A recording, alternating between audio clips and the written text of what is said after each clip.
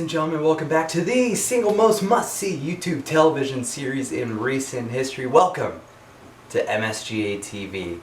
Now, last episode was kind of a big deal because we're coming back off of the United States Championship tournament, where that's in the past. We're looking forward to MSGA copyright demonetization. I'm really looking forward to that show. It should be a barn burner, as they say, of a show.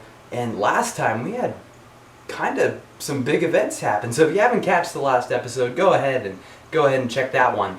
But we had the return of El Champ, and he brought back with him the Bob Holly title, but he was without the trophy. And so we saw in the reenactment, we saw, I guess, him losing it, but we don't know exactly who took the trophy, who stole it, but we're still on the hunt for it. Hopefully we'll be able to get it back sometime soon, because that's kind of a big deal. That's the Bob Holly Quintuple Crown Championship of the Multiverse, and the trophy is won with it. So hopefully we'll be able to get that back very soon. On top of that, we I guess have a challenge that was proposed by El Champ, as he was interrupted by another returning Johan de Voosh, who of course was our special guest performer in the third and final round of the United States Championship tournament. And he interrupted El Champ, and El Champ proposed the challenge to Johan de Voosh. And so I'm here to make it official, ladies and gentlemen. It is going to be, at MSGA copyright demonetization, it is going to be El Champ defending the Bob Holly title against Johan de Voosh. Can't wait to see that. That should be awesome. We're actually going to be hearing from El Champ later on in the episode in regards to that. That's going to be awesome. What else happened on the show? We have Don Poodler, who's reading Christmas stories, I guess. We saw Ivar Jones. He's talking about his challenger for the United States title at copyright demonetization, which is of course Shocktimus, and we will be hearing from Shocktimus later on also in the episode. It's kind of like a big Champions Challengers type deal going on in this episode. This is a big episode. Hopefully you stay tuned for it. I guess that would be kind of it. And we also saw these very, very weird and creepy things. I don't even know what they are. It's some sort of vignette, some sort of video package. But these things, they were like spinning around in a circle, and there was like something in the middle. I couldn't really tell what it was. It looked very pink, and it looked kind of sharp.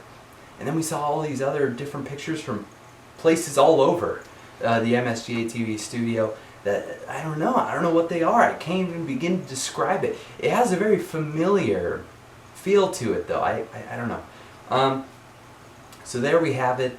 With all that, ladies and gentlemen, we also heard from, of course, Citizen Trooper, who's trying to get himself back up there in the contendership rankings. So, with all that said, I already made one big announcement in this. We have the Bob Holly title. I'm going to make another big announcement. Very, very big announcement. Because our third contest that we will be seeing at copyright demonetization will be one for something new here on the show. It is going to be a contest for this. And this is, ladies and gentlemen, the Monkey in the Plank briefcase. Now, with this briefcase, there is a contract inside, and you might already know how this goes, but there is a contract inside that the winner of this briefcase will be able to challenge either the Bob Holly champion or the United States champion for the title at any given time, at any given place. They just need to show up with the briefcase and say, hey, give me a contest right now, and they're obliged to it. So there we have it, ladies and gentlemen. We will be seeing the Monkey in the Plank briefcase on the line at copyright demonetization. And truth be told, that kind of does it for all the announcements. Wanted to come out and make those two big ones on top of the recap. So, yep, there you have it. This is probably the 15th time me saying it. It's going to be Johan de Voosh and El Champ for the Bob Holly title. It's going to be Shocktimus taking on Ivar Jones for the United States title. And then we're going to have a contest for the Monkey in the Plank. I don't know who's going to be in it. Personally, I don't, but it's open field. So we could see anyone in there. We could see guys like Citizen Trooper. We could see guys like the Hoop Freak. We could see Don Pooler. We could see anyone in that contest for that briefcase. You're going to have to stick around and find out at copyright demonetization. And so much anticipation, so much hype going into this show. I can't wait for it to happen. And I hope you're looking forward to it as much as I am.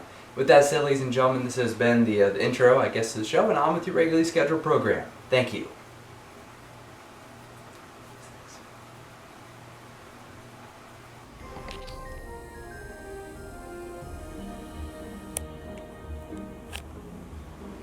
Oh, hi, this is Don Pooler again. I didn't see you standing there. I'm just here jotting down some notes for some movie ideas I have, as I am a very, very rich and, how do you poor people say it? I honestly don't even know because I'm not poor.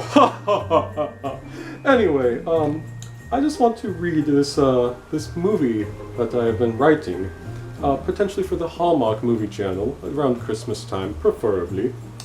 Let me jot down a couple more notes. There's a dog, and they laugh. It snows the end. Okay. So, I'm gonna read you this novelization. Is that the right word? I think that is the right word. So I am now going to read you a part of this movie that I have written. It's going to be the best Hallmark movie in the entire world. It'll be unlike anything else that the Hallmark Channel has ever seen. Alright, here we go. The movie starts out with a poor woman moving to a small town. She falls in love with a badminton player. He is very, very rich, and he owns a yacht. They fall in love, and then she realizes that he is too rich for her. So she runs away. She cries every night. And then they fall in love once again at a company Christmas party that for some reason she just ended up being at. No one cares. These movies do not make any sense. They fall in love, they get married, they have a dog. It snows. The end.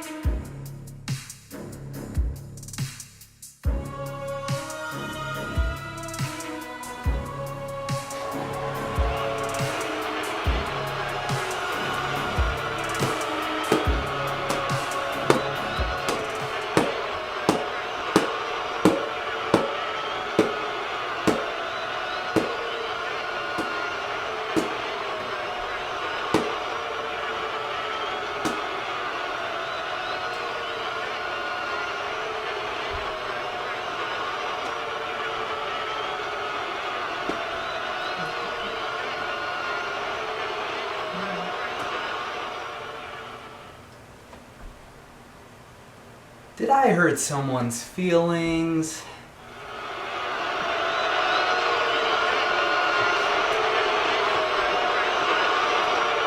Well, the truth is, I don't care. I don't. And you can despise me for what I did. You can hate me for what I did. You can love me for what I did. I don't care. I really don't. Because let me tell you a story about a guy. I'll tell you a story about a guy who for the better part of a year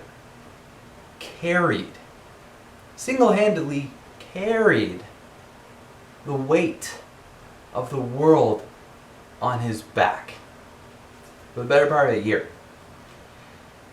And this guy, over time, that weight, it started to slow him down. That weight started to weigh on him. It started to hurt him.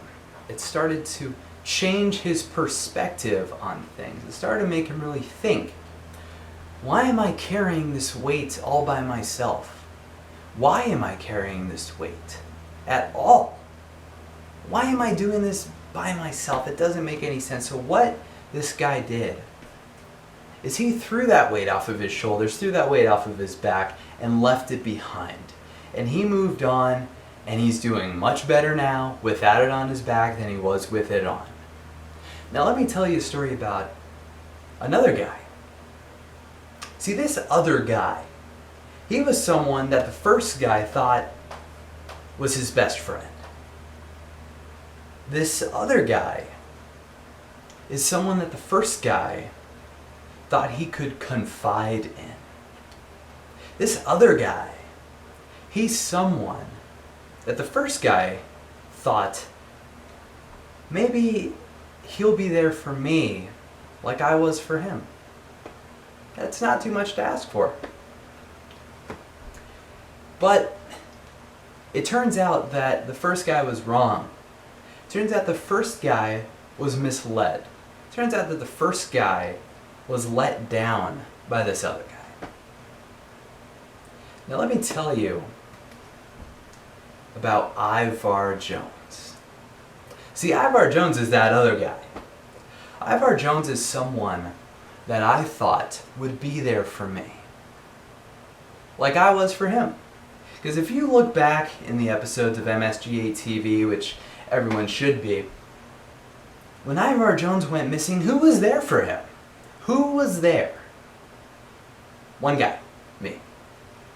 I took over for him. I took over his control center duties for MSGA TV. I filled in you, the people, the fans, the viewers, the subscribers, the ones who tap the bell, the shares, whatever you are. You should be doing all those things. I filled in for him. And on top of that, I was a friend to him. At least I thought I was. Because I would try to call him. I'd try to reach out to him. Try to get in contact with him, all to no avail. And what do I get back for it? Thanks. See, when Ivar Jones came back, and he was announced to be in the MSGA United States Championship Tournament, I was glad for him. I was so happy for him because I thought that my friend would be able to come back strong, to come back with all this momentum behind him, and he might go on and win the title, but of course I had myself in mind. So of course I wanted to win, because this is the United States Championship Tournament. Who better to win it than me? And Ivar Jones advances all the way to the finals by flukes. The first contest he had, what was it, the rock, paper, scissors or whatever? He had a contest against a guy who swings badmintons for a living. Give me a break. The next round, he went up against a guy that doesn't even talk in trivia contests. How is he supposed to answer the questions if he doesn't even know how to answer what's your name? And then we get to the finals, where he went up against a guy who was killed. He went up against the Party Boy Vampire, who was killed before the contest even began. So the title was handed to him on a silver platter. And here I am, getting a double out, no contest, whatever, with myself and El Champ. So neither of us advance. So our spots are forfeited to the two previous contestants. What sort of treatment is that? When you have Ivar Jones, a guy who is handed the title. See, that just doesn't make sense to me. But over time, I started to think about it. It finally dawned on me, Ivar Jones is the golden boy of MSGA TV. He is carting around that United States Championship, going all high and mighty, all proud, oh, I'm Ivar Jones, whatever. See, that's all smoke and mirrors. Now what it really is, ladies and gentlemen, is the fact that Ivar Jones is handed absolutely everything when I have fought and scratched and clawed to get to the Bob Holly title. And I won it. And I lost it. And then what happened after that? Nothing. I didn't get any opportunities. I didn't get any chances. What happened? Ivar Jones comes out as the United States champion and he says all these nice things. And then Citizen Trooper comes out and he just challenges him and Ivar Jones accepts. Excuse me. I think the first title defense that you have should be against the guy who had your back from day one. And where are we now? See, while Ivar Jones last time on MSGA TV was embarrassing himself by trying to call me out, he really showed to the world who he is. He's not just that guy that you like his mustache and you like his sunglasses and you like his hat and all of that. He is no one. He is what no one thinks he is. See, I know Ivar Jones. I really do. No one else knows Ivar Jones, unlike me. And what I do know is that come MSGA copyright demonetization is going to be me, and it's going to be Ivar Jones, and it's going to be the MSGA United States Championship. And at the end of the day, when the dust is settled, it's going to be me walking out as the MSGA United States Champion. Because I back up my words. I don't say things that I can't keep promises for. And Ivar Jones has been a fluke champion from the day he won it all the way till now, and that will continue until I take the title off of him, until I take that weight off of his shoulders, off of his back, and put it over mine where it belongs. Now I hope for Ivar Jones' sake that he's ready, because he's saying to me that I should be ready for him. Give me a break. You went up against Citizen Trooper in your first defense. That's a joke. You're going up against a guy who's taken on the best and has surpassed them. You're looking at a guy who is determined. You're looking at a determined Shaktimus. And that's a scary one. That's one you should be frightened of, Ivar Jones. Because I will not stop until I get what is owed to me. You say I should be ready? I hope you are. Because come copyright demonetization, I am taking that title away from you whether you're ready or not. And I know you won't be. That's just who you are.